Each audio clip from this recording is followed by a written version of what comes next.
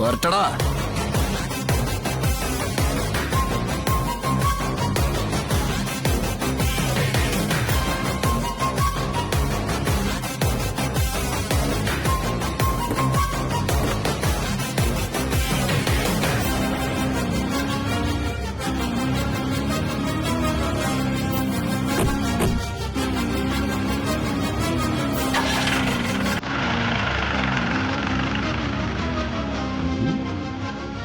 തൈലം എടുക്കട്ടാ.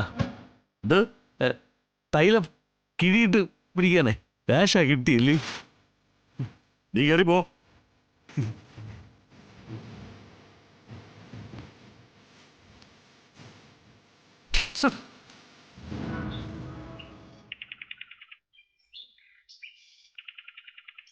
മോളുടെ വീട്ടിൽ പോകാനിരുന്നതാ.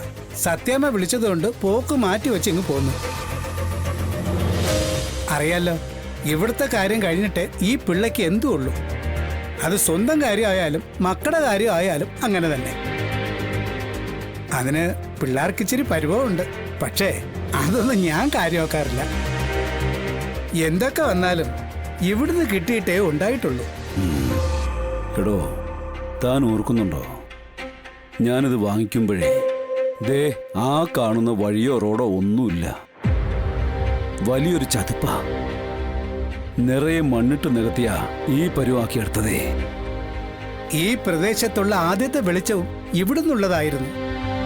ആ, അതൊക്കെ ഒരു കാലം. ഒറ്റയ്ക്ക് നിന്ന് പടവെട്ടി കയറി വന്നവനാ. ഇപ്പോ പടപ്പുറപ്പട കണ്ട് ഭയന്ന് നിൽക്കുക. എല്ലാം മാറുമെന്ന് പറഞ്ഞ് എനിക്ക് ആശ്വസിപ്പിക്കാനും പറ്റില്ലല്ലോ. മാറോടോ, നമ്മളിവിടുന്ന് മാറിക്കൊടുക്കേണ്ടി വരും.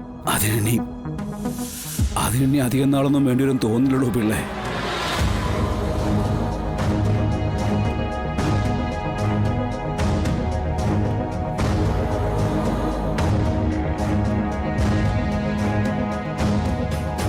പിള്ളേ, ഇതെന്റെ കുറച്ച് ആഭരണങ്ങളാ.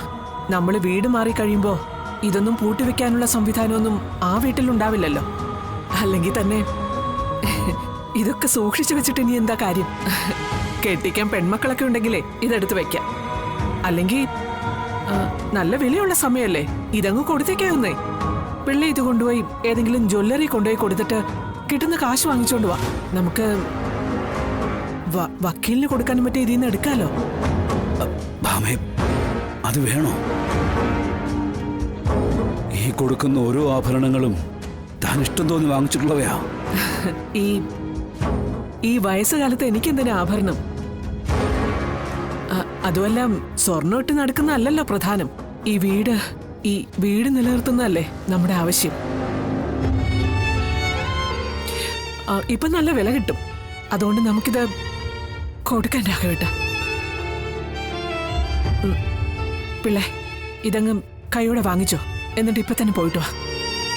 പിള്ളേ, പറഞ്ഞത് മനസ്സിലാവുന്നില്ലേ? ഇത് കൊണ്ടുപോയി കൊടുത്തിട്ട് എത്ര പൈസയാണെന്ന് വെച്ചാ അത് പെട്ടെന്ന് ഇവിടെ എത്തിക്കണം. എന്നെ കൊണ്ട് സാധിക്കില്ല സത്യാമ്മേ. എന്റെ മനസ്സിൽ സത്യാമ്മയുടെ ഒരു രൂപം ഉണ്ടായിരുന്നു. ആഭരണങ്ങൾക്ക് അണിഞ്ഞ് സ്വർണപ്രഭയിൽ തിളങ്ങുന്ന ആ രൂപത്തിന് ഇനി ഒരു മാറ്റം വരുത്താൻ എനിക്ക് കഴിയില്ല സത്യാമ്മേ. ഇത് ഞാൻ വാങ്ങിച്ചാൽ എന്റെ കൈകൊണ്ട് ഇത് വിൽക്കാൻ ഇടവന്നാൽ ആ സങ്കടത്തിൽ ഞാൻ മുങ്ങിത്താണു പോവും. പിള്ളേ, അതിന് എന്നെ നിർബന്ധിക്കരുത്. എന്റെ മനസ്സിൽ ഞാനായിട്ട് രൂപപ്പെടുത്തിയ ആ ചിത്രം അങ്ങനെ തന്നെ ഇരിക്കാൻ ദയവ് കാട്ടണം. ഇതെന്റെ ഒരു അപേക്ഷയാണ്. ഒന്നും ഇതുവരെ എതിർത്ത് പറയാത്ത എനിക്ക് ഇതിന് കൂട്ടി നിൽക്കാനാവുന്നില്ല. സ്വന്തമായിട്ട് എനിക്കല്പം ഭൂമി ഉണ്ടായിരുന്നെങ്കിൽ അത് വിറ്റിട്ടായാലും ഞാൻ സഹായിക്കുമായിരുന്നു. ഈ കാണിക്കുന്നത് അവിവേകമാണെങ്കിൽ പോർക്കണം. മനസാക്ഷിയെ വഞ്ചിച്ചുകൊണ്ട് ഇങ്ങനെ ഒരു കാര്യം ചെയ്യാൻ പറ്റാത്തത് കൊണ്ടാ. എന്നെ നിർബന്ധിക്കരുത്. പിള്ളേ,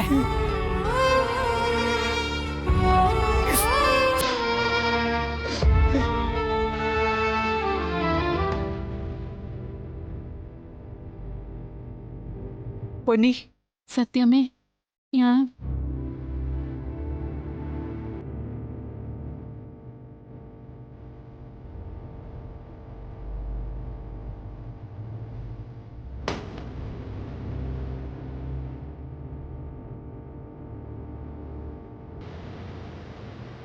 സ്നേഹിക്കാൻ മാത്രം അറിയാവുന്ന എന്നും ബഹുമാനം മാത്രം തന്നിട്ടുള്ള ഈ പിള്ളയ്ക്കും പൊന്നിക്കും ഒക്കെ നമ്മൾ എന്താണ് കൊടുക്കുന്നത്? ജീവിതത്തിൻ്റെ പകുതിയിലധികവും നമ്മളെ കൂടെ നിന്നിട്ട് പറഞ്ഞു വിടുമ്പോൾ അവർ തന്ന സ്നേഹം മാത്രം തിരിച്ചു കൊടുത്താൽ മതിയോ ഭാമേ? ഈ കടമൊക്കെ നമ്മൾ എങ്ങനെ വീട്ടുക? രാഘവേട്ട, പണം കൊണ്ടുള്ള ബാധ്യത സമയമെടുത്താണെങ്കിലും വീട്ടാം. പക്ഷേ ഇതുപോലുള്ള ചങ്ങി തുളച്ചു കയറുന്ന സ്നേഹം കൊണ്ടുള്ള കടം നമുക്കൊരിക്കലും വീട്ടാൻ പറ്റില്ല. രാഘവേട്ട, നമ്മൾ തോറ്റു പോകുന്നതും ദേ ഇവരുടെയൊക്കെ മുമ്പില്ല. ഭാമേ, ഇതുവരെ കഴിഞ്ഞതുപോലെ നമുക്കിനിയും കഴിയാൻ സാധിക്കും. വരാൻ പോകുന്ന ആ വലിയ വിപത്തിനെ കുറച്ചു കാലത്തേക്കെങ്കിലും മാറ്റി നിർത്താൻ കഴിയും. രാഘവേട്ടൻ എന്താ പറഞ്ഞു വരുന്നത്? ഞാൻ പറഞ്ഞിരുന്നത് മറ്റൊന്നുമല്ല. ഇതിനൊരു സാവകാശം, ഒരു സ്റ്റേ ഓർഡർ, അത് തരാനുള്ള അവകാശം ജില്ലാ കളക്ടറിനാ ഉള്ളത്. നീ ഒരു വാക്ക് ചെന്ന് പറഞ്ഞ ശാലിനി സന്തോഷത്തോടെ ചെയ്തു തരും. എനിക്കുറപ്പുണ്ട്. എന്റെ കൊക്കിന് ജീവനുള്ളിടത്തോളം കാലം ഞാൻ അവിടെ കാലി പിടിക്കില്ല.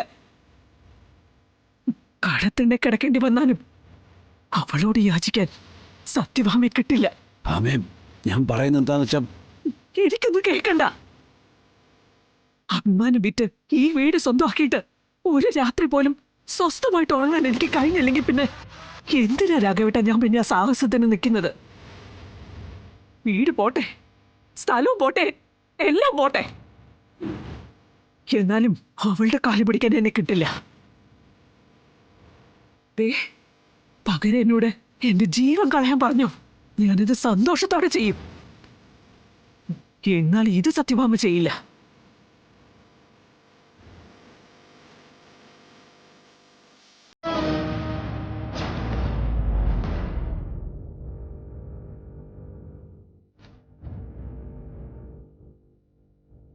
ഈശ്വര, അവിടുന്ന് നിശ്ചയിച്ച എന്താന്ന് വെച്ചാ അത് തന്നെ നടക്കട്ടെ.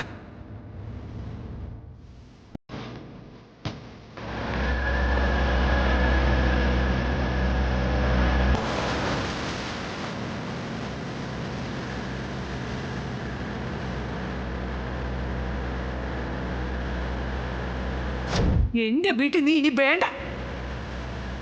എടി പോടി.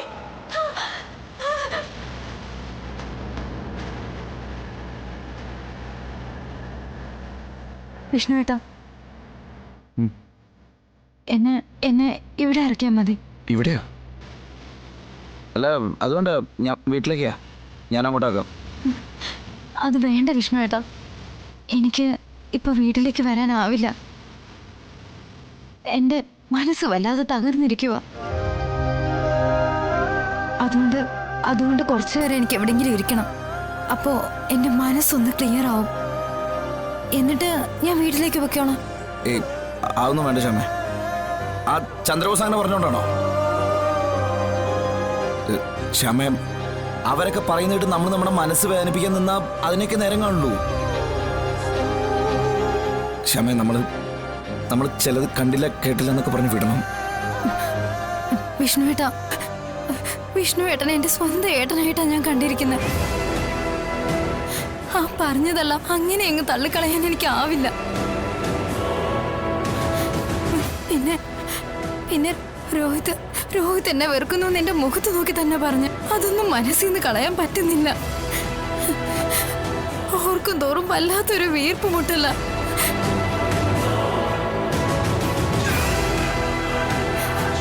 ചിലപ്പോ കുറച്ചു നേരം ഒറ്റയ്ക്കിരുന്ന അതൊക്കെ അങ്ങ് മാറിപ്പോയേക്കാം. ഞാൻ അതുകൊണ്ടാ പറയുന്നത്, എവിടെയെങ്കിലും കുറച്ചു നേരം ഒന്ന് തനിച്ചിരുന്നോട്ടെ. ക്ഷമ, എന്ന് വെച്ച് നിന്നെ എനിക്ക് വഴിയിൽ ഒറ്റയ്ക്ക് പോകാൻ പറ്റുമോ? മനസ്സും മരവിച്ച എന്റെ ജീവിതം പാതി വഴിയിലായി പോയതിനോളം വരില്ലല്ലോ ഇതൊന്നും. വിഷ്ണുവേട്ടൻ പൊയ്ക്കോ. പിന്നെ ഞാൻ എന്തെങ്കിലും കടുങ്കൈ കാണിക്കുന്നുള്ള പേടി കൊണ്ടാണ് ഞാൻ ഉറപ്പു തരാം. അങ്ങനെ ഒരു മണ്ടത്തരത്തിനും ശ്യാമ ഇനി നിൽക്കില്ല. എന്നാൽ ശ്യാം, വിഷ്ണുവേട്ടാ, എനിക്കൊന്ന് തനിച്ച് നടക്കണം. എങ്കിലും എന്റെ തലയ്ക്കകത്തെ മരവിപ്പൊന്ന് മാറും. വിഷ്ണുവേട്ടാ, ദയവ് ഇത് വണ്ടി ഒന്ന് നിർത്ത്. ശ്യാമേ, വിഷ്ണുവേട്ടാ, നിർത്ത്.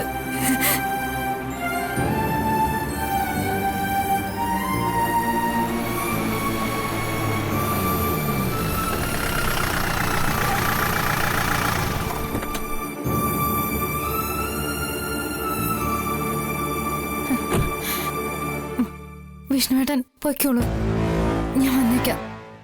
ശ്യാമേ, നീ ഞാൻ പറഞ്ഞില്ലേ വിഷ്ണുവേട്ടാ, അല്പസമയം ഒന്ന് തനിച്ചിരുന്ന എന്റെ മനസ്സൊന്ന് ശാന്തമാകും. എന്നിട്ട് ഞാൻ വന്നേക്കാം. വിഷ്ണുവേട്ടൻ പൊയ്ക്കോ. വിഷ്ണുവേട്ടൻ പൊയ്ക്കോ. നീ വന്നേക്കണേ. വന്നേക്കാം.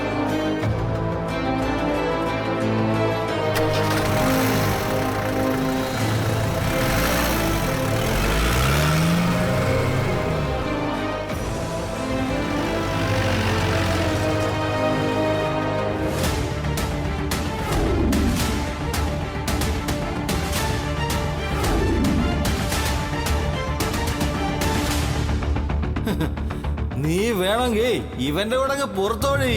ശാലിനി അവിടെ അല്ലേ? ഇവനാകുമ്പോ ഇവിടെ ഒരു കൂട്ടുമാവും.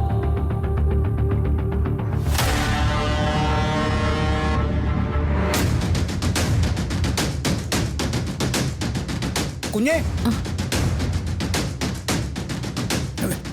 ഞാൻ കുഞ്ഞിനെ തന്നെ നോക്കി നടക്കുമായിരുന്നു. മനസ്സിലായില്ലേ? ഞാൻ സത്യമയുടെ വീട്ടിൽ നിന്നാ. പേര് രമണൻ പിള്ള. എനിക്കറിയാം. മോളെ, എനിക്ക് ശാലിനി കുഞ്ഞിനെ ഒന്ന് കാണണം. മാഡം ഒരു വീഡിയോ കോൺഫറൻസിലായിരുന്നു. കഴിഞ്ഞിട്ടുണ്ടോന്ന് എനിക്കറിയില്ല. ഒന്ന് നോക്കാമോ? വളരെ അത്യാവശ്യമുള്ളൊരു കാര്യത്തിനായിട്ടാണ് ഞാൻ വന്നത്. ആ വീട്ടിലെ അവസ്ഥ അത്രയ്ക്ക് ബുദ്ധിമുട്ടില്ല. അതാ ഞാൻ തന്നെ പോകുന്നത്. എന്നാ ഞാനൊന്ന് നോക്കട്ടെ. പിള്ളച്ചേട്ടനൊന്ന് വെയിറ്റ് ചെയ്യും. ശരി.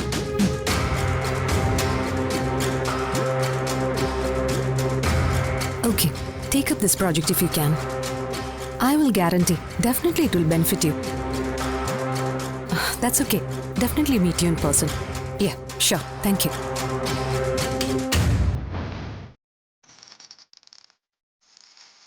മാഡം, സത്യമ്മയുടെ വീട്ടിലെ പിള്ളച്ചേട്ടൻ കാണാൻ വന്നിട്ടുണ്ട്. പിള്ളച്ചേട്ടൻ ഇവിടെ എന്തോ അത്യാവശ്യ കാര്യം സംസാരിക്കാനുണ്ടെന്നാ പറഞ്ഞത്. അനു, എനിക്കൊരു ഹെൽപ്പ് ചെയ്യൂ. സത്യമോളെ വീട്ടിലേക്കൊന്ന് ഡ്രോപ്പ് ചെയ്യൂ. ഞാൻ ഇത് കഴിഞ്ഞ് വീട്ടിലേക്ക് വന്നേക്കാം. അതിനെന്താ മാഡം, ഞാൻ മോളെ പോയി വിളിച്ചോളാം. എങ്കിൽ പിള്ളച്ചേട്ടനോട് കയറി വരാൻ പറ. അനു പോയിക്കോ. എങ്കിൽ സത്യ കാത്തു നിന്ന് മടുക്കും. Okay madam.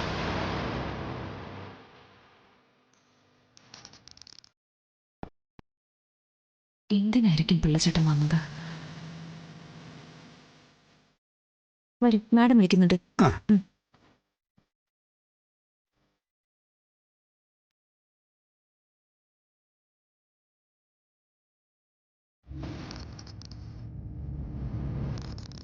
കുഞ്ഞേ, പിള്ളച്ചേട്ടാ വരൂ. കുഞ്ഞേ. ഇരിക്കു പിള്ളച്ചേട്ടാ. വേണ്ട കുഞ്ഞേ, ഞാനിവിടെ നിന്നോളാം. ഇരിക്കു പിള്ളച്ചേട്ടാ.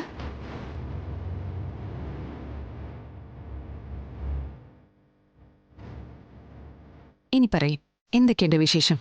അവിടെ ഇപ്പോ വിശേഷങ്ങളുടെ ഒരു ബഹളമാ കുഞ്ഞേ.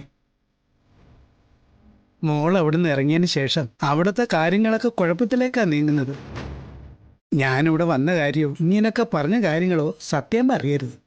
അറിഞ്ഞാൽ പിന്നെ ഞാൻ... എനിക്കറിയാലോ സത്യമ്മയുടെ കാര്യങ്ങൾ. ഒരാവശ്യമില്ലാതെ എടുക്കുന്ന വാശി, ആ വാശി തന്നെയാ സത്യാമ്മയെ തകർക്കുന്നത്. ഇനിയിപ്പോ തകരാനായിട്ട് ഒന്നുമില്ല മോളെ. എല്ലാം തകർന്ന് തരിപ്പണമായിരിക്കുക. എന്തൊക്കെയോ കാര്യങ്ങൾ തന്നിഷ്ടത്തോടെ ചെയ്തു. അതൊക്കെ ഇപ്പോ വൻ ബാധ്യതയായിട്ട് മുന്നിൽ വന്ന് നിൽക്കുക. ഇങ്ങനെ കേസും കൂട്ടവുമായി പോകാൻ പോലും സത്യാമ്മയുടെ കയ്യിൽ കാശില്ല. വക്കീലിന് ഫീസ് കൊടുക്കാനായി സത്യാമ്മയുടെ ആഭരണങ്ങൾ വരെ എൻ്റെ കയ്യിൽ ഊരി തന്നു. വിൽക്കാൻ എനിക്ക് സാധിക്കില്ല എന്ന് പറഞ്ഞു. അറിയാലോ, സത്യാമ്മ ഇഷ്ടപ്പെട്ട് വാങ്ങിയ ആഭരണങ്ങളാ അതൊക്കെ. ചങ്ക് നീറിക്കൊണ്ടല്ലാതെ അത്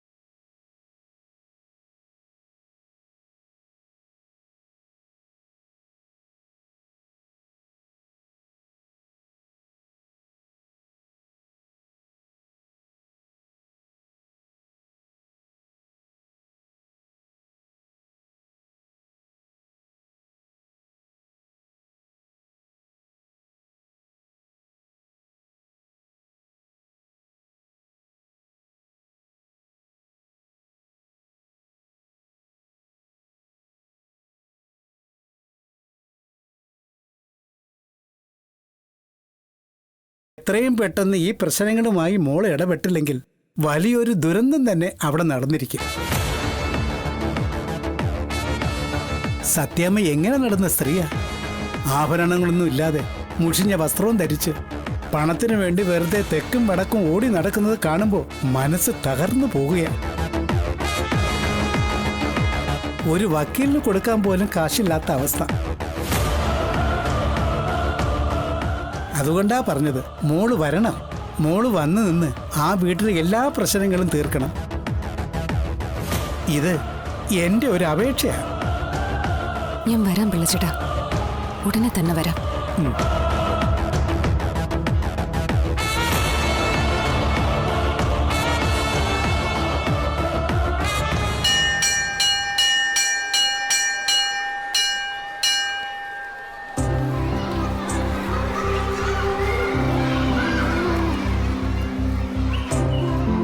സത്യ ഇവിടെ വരുന്നതിന് മുമ്പ് സത്യയുടെ അച്ഛന്റെ ശബ്ദത്തിൽ സത്യയെ വിളിക്കണം.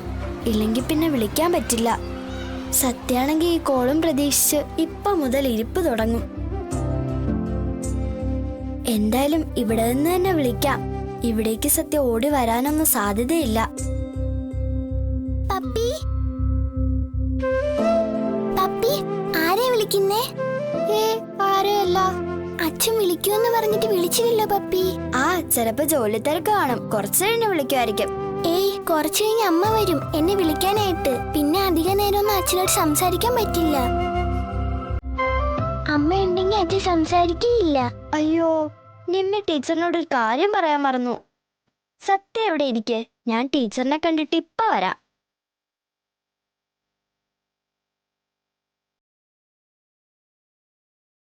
നിമ്മി ടീച്ചർ ബെല്ലടിച്ചപ്പോഴേ പോയല്ലോ. വെറുതെ അവിടെ മുഴുവൻ തിരക്കി നടക്കും. പോയി പറയാം.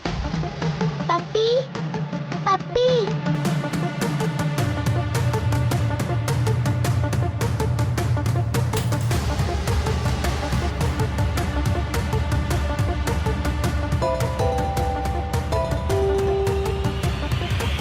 ഹായ് അച്ഛൻ.